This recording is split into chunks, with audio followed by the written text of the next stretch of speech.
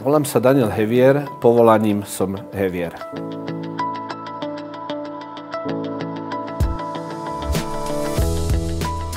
Ja mám také šťastie v živote, že robím iba to, čo ma baví, a keď sa to nedá, tak ma baví to, čo robím.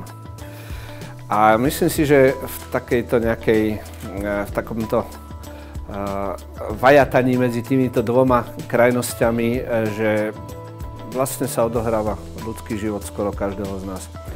Ja si nemyslím, že by sme mali byť šťastní 24 hodín denne a byť šťastný krčovito a za každú cenu. A ja sa vlastne nikdy o to ani nestaram, či som šťastný. Stačí mi taký nejaký pocit spokojnosti, uspokojenia, alebo aspoň takého vyrovnania alebo vyrovnanosti, že robil som, čo som vládal zo všetkých síl, ako som v tej chvíli vedel, a potom už nechám na ostatných ľudí, môžu to byť moji najbližší, alebo môžu to byť nejaké anonymné davy, či si z toho všetkého niečo zoberú. Taký je vlastne môj svetonázor alebo môj prístup k životu.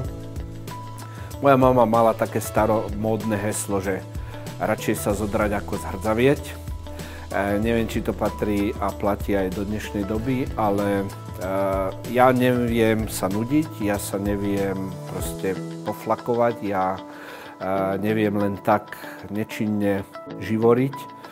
Takže toto je taký môj odkaz ľudstvu, že chcete byť šťastní, opýtajte sa človeka, ktorý síce nevie, ako byť šťastný, hoci o tom napísal knihu, ale stačí, keď nebudeme ako veľmi nešťastní, stačí, keď nebudeme veľmi nespokojní, a stačí, keď nebudeme robiť nešťastnými a nespokojnými ľudí okolo nás.